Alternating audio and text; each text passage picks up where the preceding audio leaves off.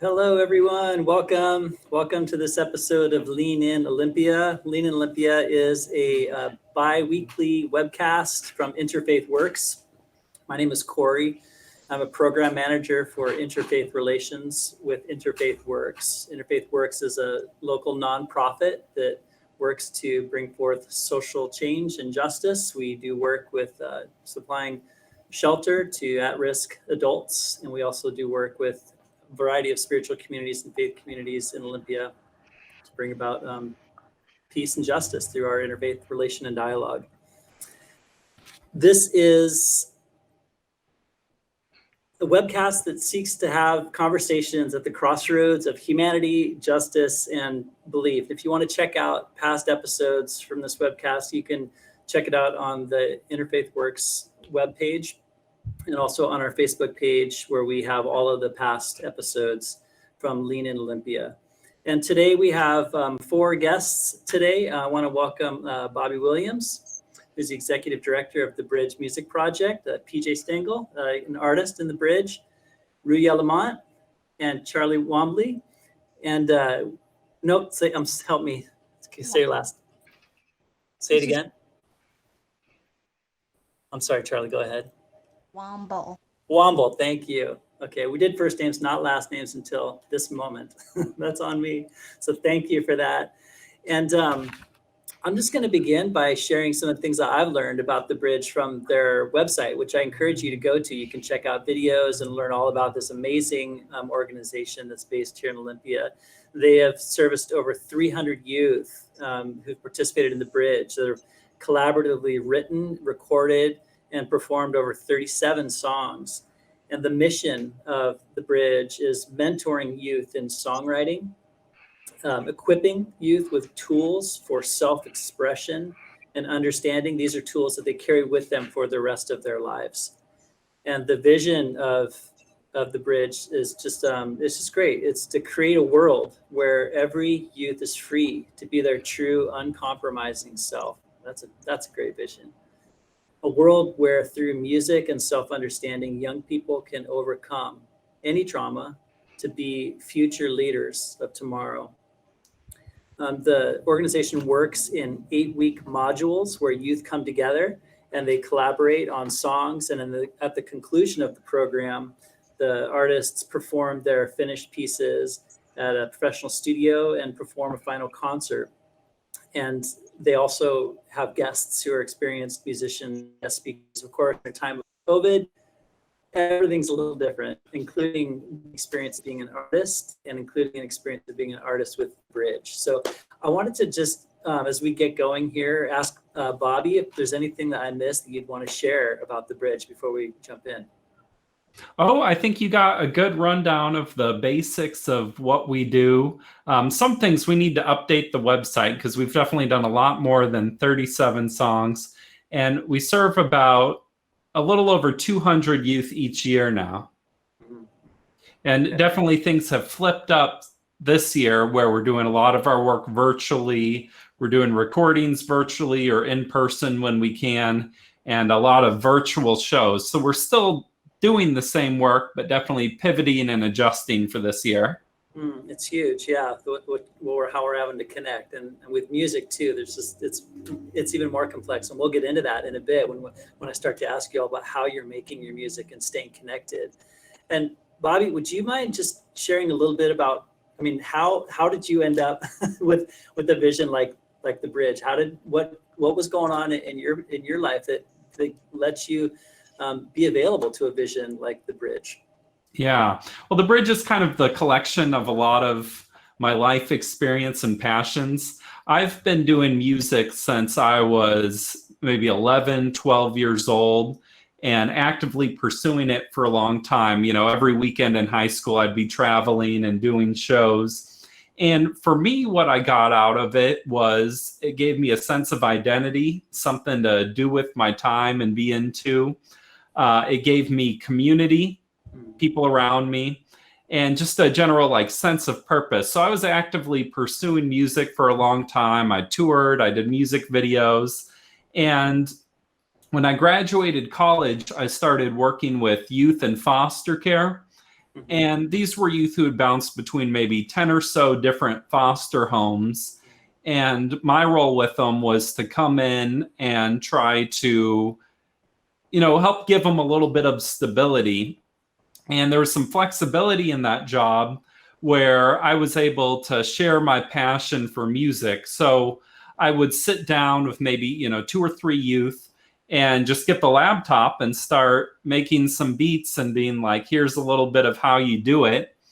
And what I saw in doing those kind of early versions of the workshops were that the young people I was working with, they were taking it as an opportunity to write about their lives and process their experience. And so that was when I first realized this could actually be more than just, a positive thing to do with your time, but could actually be a tool for healing. And so we took some of those ideas of the early workshops, and over years it developed into a bigger and bigger project and eventually became the Bridge.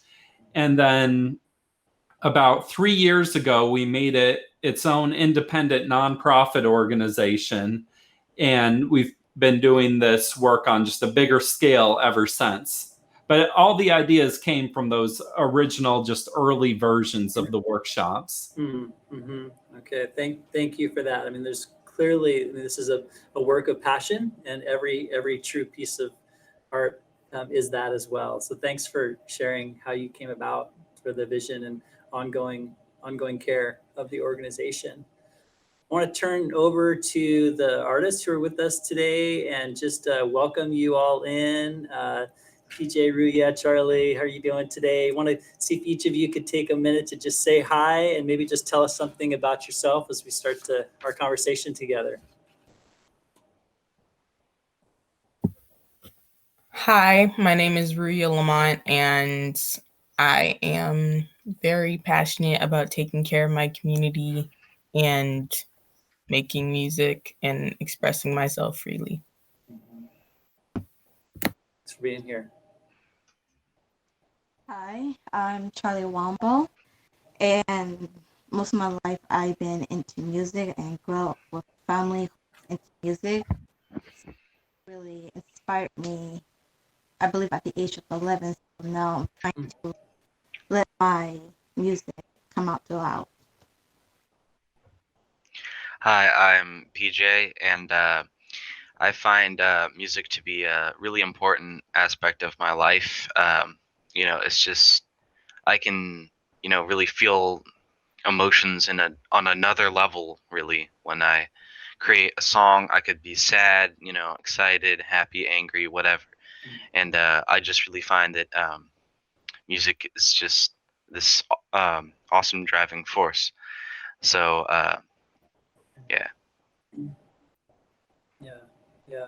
Well, thank you all for making time today to be here. And I just wanted to ask, how are you holding up? I mean, we're going through this amazing thing, this pandemic. I just wanted to ask, how are you all doing individually? How are you?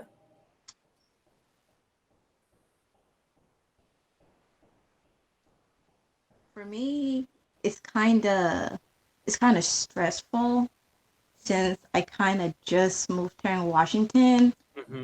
As a new person who's in Washington and you don't know anybody here besides anybody that's here, that's hard because you're in school, you can't talk to kids, you can't meet up with people or go to their houses or anywhere. So it's kind of an adjustment for now.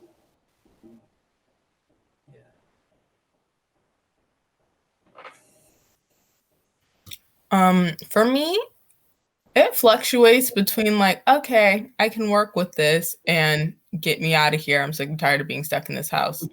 But like at the same time, I'm kind of just like, well, I've gotten a lot more things done than I would have gotten done, like if we didn't have a world pandemic. But like at the same time, like Charlie said, it's really stressful. I'd say for me that it's gotten a lot easier to be locked in the house. I've gotten kind of used to it, over the past 8 months. Like at first, it's really depressing and hard to not be around friends and whatnot. But it's like I've just adapted to it. And interestingly enough, you'd think with all this time on my hands, I would be creating so much more music. But I mean, really though, it's actually a lot more difficult to get creative when you don't have, a good social life. So there's definitely that. Yeah, from what I've been reading, and they're saying that this thing we're going through, it's like actually it's even harder for people that are your age, because like you're in such a time of connection and connectivity with your friends. And I mean, are you able to maintain some connections that are working at least partially for you with your people? Is that a kind of, Maria? A little bit, yeah. Obviously not like you want, but Yeah, unless you're like calling and texting people, then that's mostly the best you got. Yeah. I mean, FaceTime has been really helpful, but like at the same time, it's not the same. And like I feel like you kind of realize like through like being kind of just stuck with yourself and like with everybody being like separated from each other, that like some people aren't actually like your true friends, or you just have people that you go to school with and then you don't really talk to them outside of school. Yeah. Well, like at the beginning, you're just like, okay, we're all trying to keep in contact with each other, but then it kind of just falls off after a while sometimes. Yeah, I can definitely agree with that. I'd say it's really hard to make new connections. I'm a freshman in high school, and so I don't know anyone at my new school, and it's impossible to be like, hey, you want to hang out? Yeah. And yeah, FaceTime really isn't the same as talking to someone in real life. Yeah, I can't even imagine what it's like for y'all at this particular age. I mean, yeah, I used to hang out in my house, like go in my room and just shut the door, but like that was a choice, right? And now it's like there you are, like all the time. So I just hope that by next school year, you can be back with everybody and having those connections. And I just want to also start turning towards the music that you're making and the art that you're doing. And I just want to say that art was and making music was a really important part of my experience. I started playing guitar when I was 16, and I just want to say that thank you to you for making the art that you do and for making the music that you do. It's meaningful to people who can't do it and who listen to you and hear you, and they enjoy that. That's deeply meaningful for them. So thank you for doing what you're doing and working with the Bridge and doing the work that you're doing, exploring yourself as an artist and as a creator. It's great. And I guess I want to turn now to the music that you're making, and I want to just ask each of you to describe yourself. What is maybe most important for you right now as an artist, or what you're working on or thinking about in terms of the work that you're doing with the Bridge, or maybe work outside of the Bridge. Just your artistic path right now. How's that going for you? It's going well. It's great because you can just like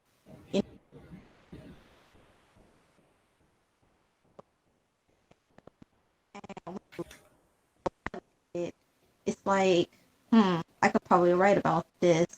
Let me try to be a little bit descriptive or try to tell a story about it. Because that's what most of my music is about, is basically telling a story or a life lesson. So I pass it on to like younger kids, and they'll be like, oh, okay. So either I can listen to this and I'll, try to stay away from it, or I'll just listen to it because it's good, but I'm still going to do it anyway. Yeah.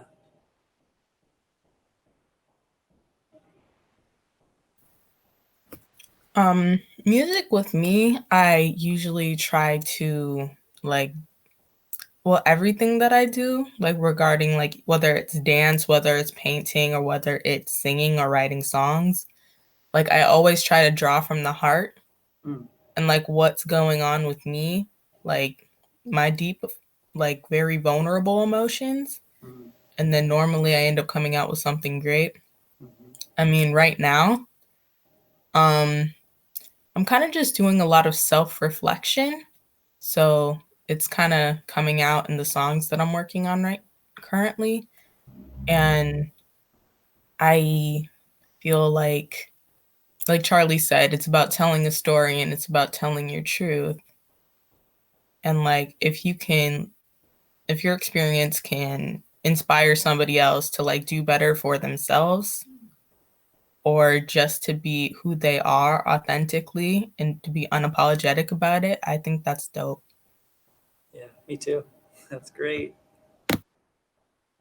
I'd say for me right now, I'm mostly just trying to improve on every aspect of the way I make music. I'm trying to compose more, and I'm trying to also work on my wordplay and punchlines. And I'm trying to write a little bit every day, whether it's just a few bars, maybe it's a whole song. It depends on how creative I am that day. As I said earlier, though, it's a lot harder now, so that's really why I'm trying to push myself to keep on writing and don't lose the spark. Yeah, that's great. That's great. So let's listen to some of the work that Charlie and Ria you did. You worked together. Right now, we're going to see a video that's in kind of 3 frames. And in this time of COVID, these were individually shot and then put together by folks here at Cabin Light Studios. And so this is a piece that we're going to hear called Breaking Down. And we'll hear a snippet and then we'll come back and ask you some questions about it.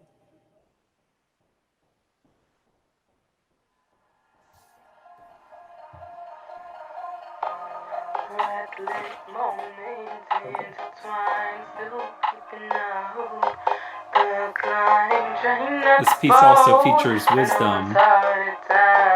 Okay, thank you. Yeah. Don't lose yourself for those who don't make you whole. Sometimes it might be scary to be vulnerable. Let your emotions show. Let your tears fall.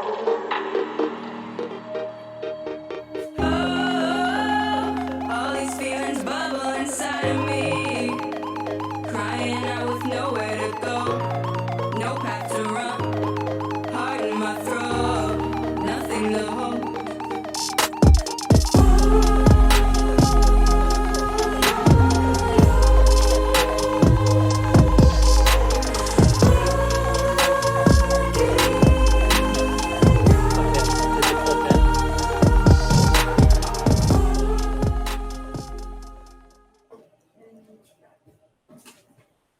Okay, I think we're back now. So I didn't see it just now, but I watched it just the other day, and I think it's awesome. Thanks for making that. And tell me making this and how it's for you. Like, did you collaborate on lyrics? Did you collaborate on beats? How does the process go for you making this song?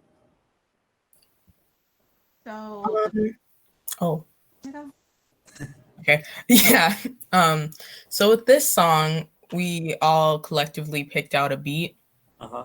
And then we were thinking about an overall concept for what we wanted to write about. Like, so everybody was included. And then we decided that we wanted it to be empowering and to be uplifting and lifting people up and to show people that it's okay to be vulnerable and like to express yourself that way. And I think that's really important, especially during this time, like in the times that we're going through. And then we all worked collectively on the lyrics.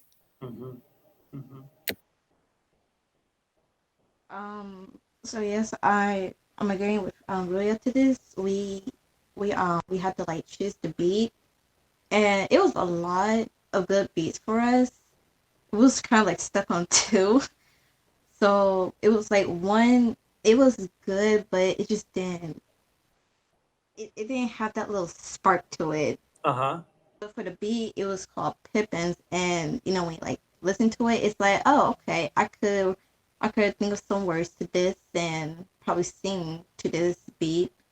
So we had to like think of like what to write and how the song should be. Like we did come up, they had to be like motivational or inspiring. we so we wrote some lyrics. We tried it out. We tried to make sure everybody fit. We thought of the chorus part, and everybody had their own verse and part of what to sing on. So yeah. Yeah. But you were all working with some of those themes of vulnerability, you said, Ria. That's really powerful stuff. Yeah. Like, I think one of the lines, I don't exactly remember because I haven't sung the song in a very long, in a fat minute, but like, I was like, don't be afraid to like let your emotions show, or like something along those lines. Because, like, yeah. Yeah. For my chorus, I said, "Why are you breaking down?" So for that part, I was saying like, "Why are you like? Why are you like? It's okay, like it's okay, but you don't have to cry for over this person or this thing because it was probably worthless or something like that." So lift yourself back up and continue being a strong, independent person you are. Yeah. And your other artists who collaborated on this too. So you all three were kind of working on it together to build these lyrics. Is that right? Even including the chorus. Yes. Then you wrote individual verses for it, but it was kind of in the same theme. Yeah. Like it really blended better than we thought it was going to originally. And then like when we finally heard the final product, we were just like, okay, this is great. You did a good job. Yeah. I love the chorus on it. It's good stuff. And that's really powerful. Just like expressing yourself, how to do that and how to find a place to do that in this world it's a big deal when you can get to that spot. And I felt watching the video that each of you were able to have moments where you were really showing, and like doing that vulnerability. It's great. Nice work. Let's hear some of PJ, let's hear some of your piece called Long Road. And I'm gonna have to look over here to see when it started and ended. So we're gonna hear from PJ. And can you name the other artists that you're working with, PJ, in this piece? Yes. So the first verse goes to David. I believe his rapper name that he chose was Cold Denial. And then we have myself, and then Young Native and 8IV. It's an interesting name, And then last on the song, we've got Isaiah. And so those are the artists on this song. Okay, and I'm not sure that all of those people will be in the clip that we have here, but I wanted you to be able to name them, so thanks. Yeah, they definitely deserve a shout out. Yeah, so here we go with this one. Everybody going through it now, yeah, and they don't know how they gon' make it out. I turn to rapping in times like this, yeah. Let's eat, sleep, write rhymes exist, yeah. Well, maybe not sleep, because I'm so deep, consumed by the beat and the mic. But I just might wake up from the dream, the normality of my reality sets in with its totality. Yeah, let's take a trip, well, inside my mind, I'm thinking about the people and the struggles in this time. And I'm fine, but I need to find time, maybe to flip another track. Maybe I have time to run it back and split rounds, bring them in. All right. Yeah, nice work. What would you tell us about this song? What are you thinking about and working on when you're doing this song? Well, so first up, all the bridge projects from that 8-week period, they all started the same way. We all picked a beat, and we went through like 100 beats and just looked through listened to all of them, and picked which one we liked. We had like 5 contenders, and it was really about like what was everybody most comfortable with. Like we didn't want one person to be alienated by the production, and so we all came to agreement on this kind of old school hip hop sample type of vibe, and it had that like Barber's Quartet sample on it, and I liked it a lot. Everyone liked it a lot, and so we started brainstorming ideas for the song, and we finally came to the past, present, future sort of a thing. So like as the song progresses, you can see it like kind of moving through the different stages of being on a come up to become a rapper, trying to get famous, So you've got like your like the struggle, the early on struggle, just starting, finding it difficult to write, all that stuff, and then we move into like things are starting to look up, you're splitting rhymes in half like a Kit Kat, and then it's like the the rapidy rap type of I'm famous now vibe, and then we finally move into just a legend, like you have just like taken your place in like the Hall of Fame, and you're just there, you made it. It's a really fun project, and I really enjoy myself. Well, you made it. You're on Lean In Olympia. Yeah. It's awesome. So something I noticed in your video, PJ, is like, and actually, Rui and Charlie, I kind of saw this in your video too, that there was this kind of, we were talking about emotion and expression.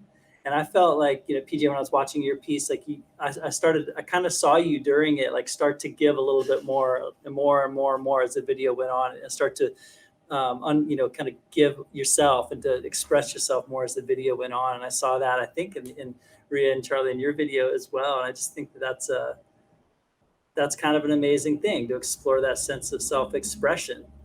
Did you feel that as you were getting into that song? Did you feel like something building in you and you were doing something like that? I know I did. Mm-hmm. Yeah. Yeah. Yeah. Like, I mean, like anytime that like I think about that song, or even when we were writing it, like I was like, wow, okay, I'm putting a lot into this. But when artists are vulnerable, some of their best work comes out. So I think that's pretty powerful, because you're being authentically yourself and you're being vulnerable and showing your true colors with your audience.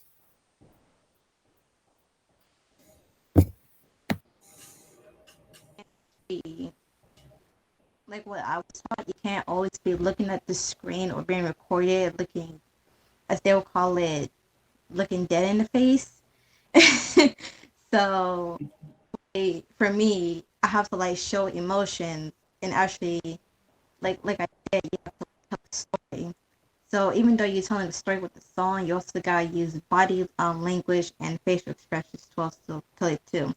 Mm-hmm. Like the song was, like, say if I was writing a happy song and I was getting recorded right now, mm-hmm. I would be looking at the screen, looking all sad and depressed, and I don't know what to do. I would, look at the screen with a big smile on my face, saying, "Yeah." Mm-hmm.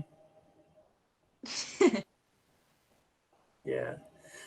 I mean, so we're talking about this now after you've done this, but when you and your teams on these songs, do you talk about this, like the way you're expressing yourself and the emotion you're working on as you're creating it?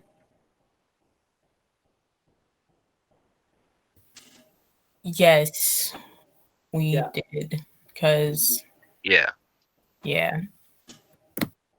What does that look like? What does that sound like? Are you pushing each other to kind of? Yeah. Like there'll be some people that are a little more shy, and we push them to really get out there, and it's just like definitely a great experience. And you really like, I love like the chorus on our song. You really feel like that happiness and the drive, because everybody's singing it together. It's been a long road. Mm-hmm. You just really feel that.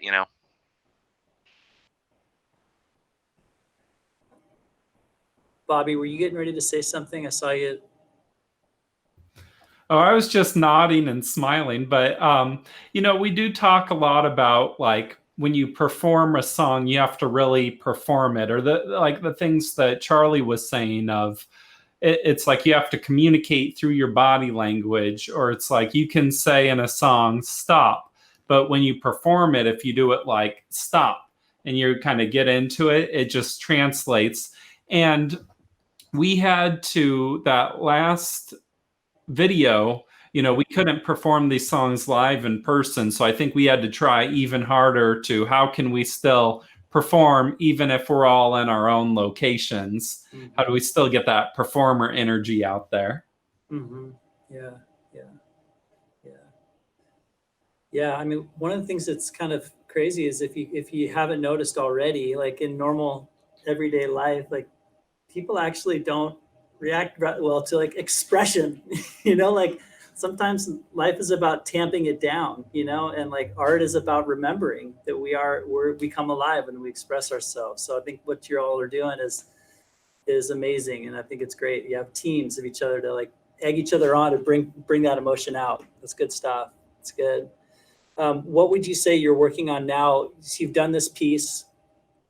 What are you working on now or are you working now with the bridge on another project at this time? And how is it different? Or, oh, Rhea, you gotta go? Okay. Thank you for being here. Thank you for having me. Yeah, great. Thanks. Appreciate you. We'll see you around. Okay, bye. Okay, bye. So PJ and Charlie, what are you working on now after you finish this last song? What's next? Well, I have big goals for this year. I want to make an EP, and I've got a lot of ideas for it. Like I'm getting ready. I'm gonna work on distribution. Where am I gonna upload it? And that sort of a thing. So I definitely have got big plans. Right now I'm working on a couple of songs, which will hopefully come out as singles and be unveiled pretty soon. So. It's great. Yeah, that's a great goal. Yeah. As of right now, I'm still writing my songs right now. Well, throughout some time. So for a quick note, for right now, I have a total of, I think, 74 songs. And I'm trying to find like organizations, I'll say, to for small little kids, and I could perform with them, and maybe I could give them inspiring words to influence them. Like, want to be this. This is not a lot, but hey, you'll get. Yeah.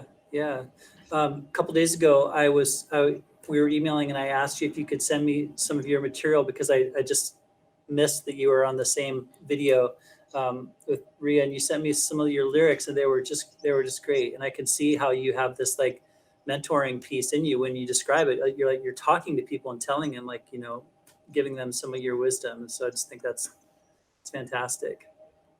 Yeah. So I wanted to ask you all, as you look out in the world now today, and PJ, you're up in the sky looking down over CenturyLink Field. From your perspective, where are you, as you look out in the world right now, where are you seeing and feeling hope these days?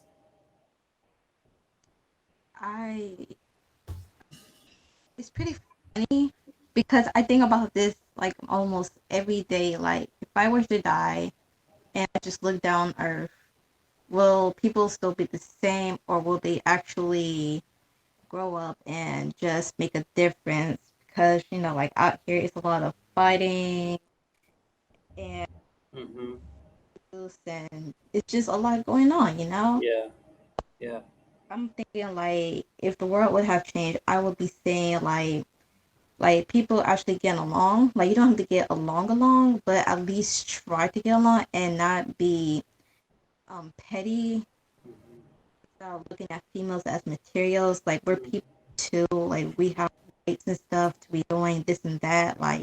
You can't make me into a housemaid, clean and for you and watching the kids. Stopping abuse, most definitely, because like they said, it's at least about 1 in a million kids getting abused every day. Let children be children. Make them grow up so fast, they're just kids. You can't make them do your wrongs, and they ending up somewhere because you're not responsible for doing this. So, maybe just one day, all that terrible things we see out here would just. So.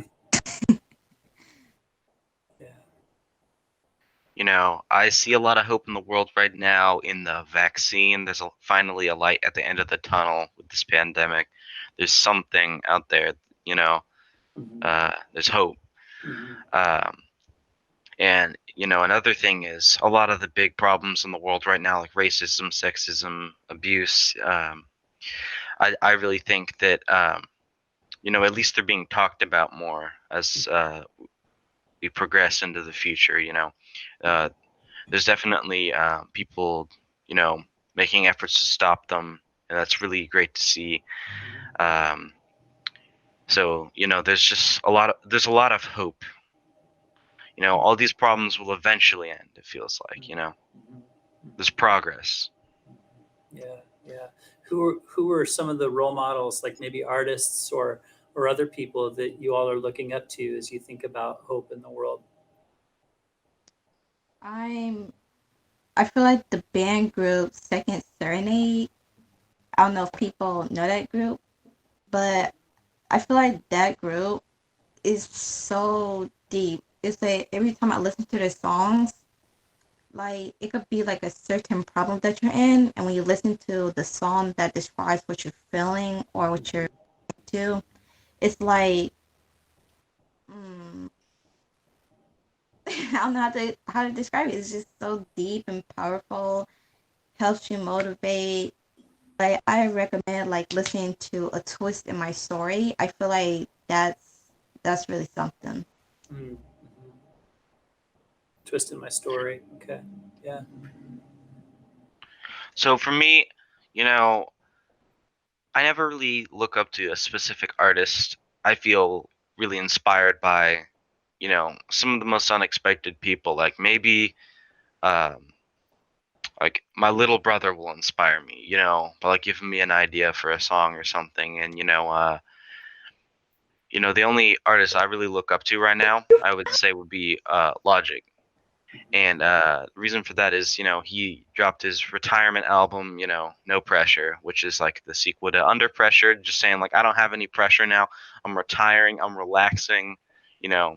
It's just really great to see. And so it's almost like it almost feels like I'm retiring because of this pandemic, you know. I'm trapped in the house. I'm not going to school, you know. It's a lot easier. So I kind of pretend like, hey, I'm, you know, things are a lot easier. There's no pressure really, you know. Uh, oh shoot, my connection's gone. Okay. Can you guys still hear me? I can hear you. Yeah, your screen's froze, but I can still hear you. There you are. Yeah. Are you there? Okay. That's So, not good. yeah, no, I hear you. Yeah. So I don't know how this next question will sound, but like, what do you both need from, you know, people who are older like myself? What do you need from us to help you with your vision to create your vision for the world? I I need elder people not to look at me like I'm crazy then. 'Cause you know how this generation is. People just doing weird and crazy stuff. And I can't say I'm not doing it too. I do a little bit of it, but not all the time.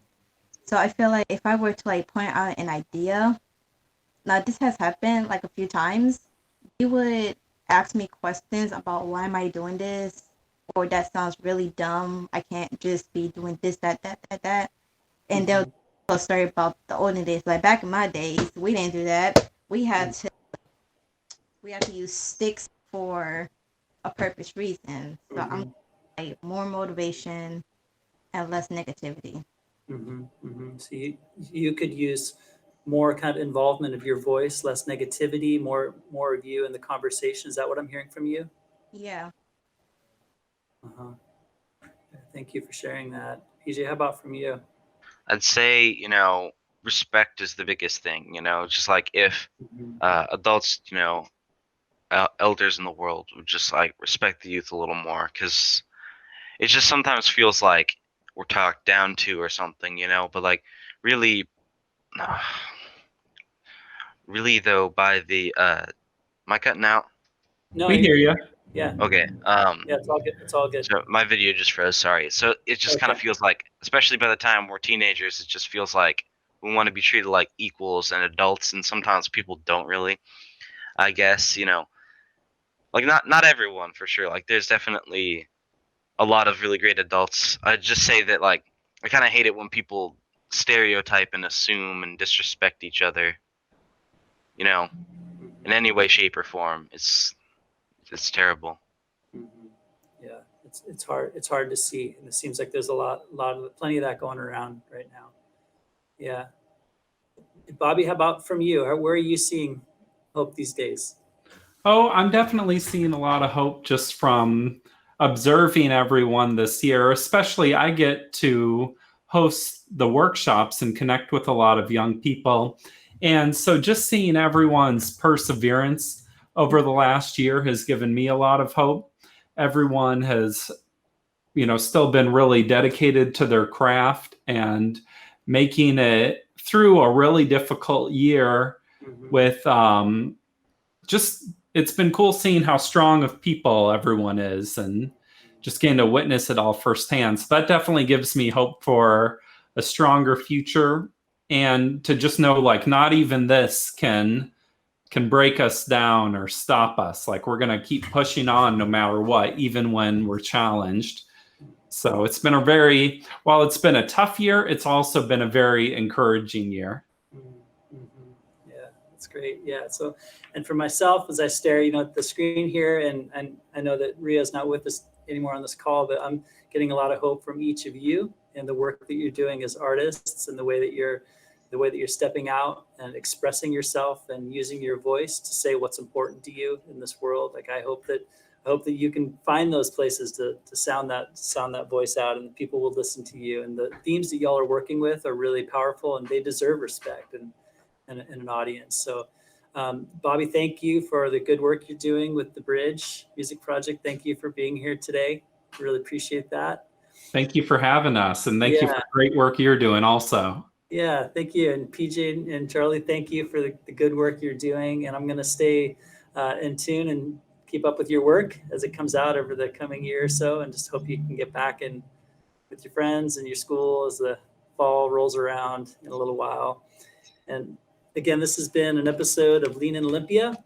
Our next episode will be on January 19th, and that's at noon, and that will feature the Interfaith Works Executive Director, Meg Martin. And Meg is going to be hosting a conversation about how to have productive dialogue with people around homelessness. Issues around homelessness can sometimes hit a juggernaut with conversation, but Meg is going to share some ways to have generative conversations around homelessness where people can be heard and can learn. So it's a great episode coming up on January 19th at noon. And you can stay in touch again. You can watch this recorded episode and all the past episodes on our website and our Facebook page. Again, thanks to our youth artists, Charlie, PJ, and Ria. Thanks to Bobby Williams, Executive Director of the Bridge Music Project. Check out their website, stay in tune, check out these artists who probably can find their work online and through the Bridge. And best to you, peace to you all, be well, and we'll see you next time.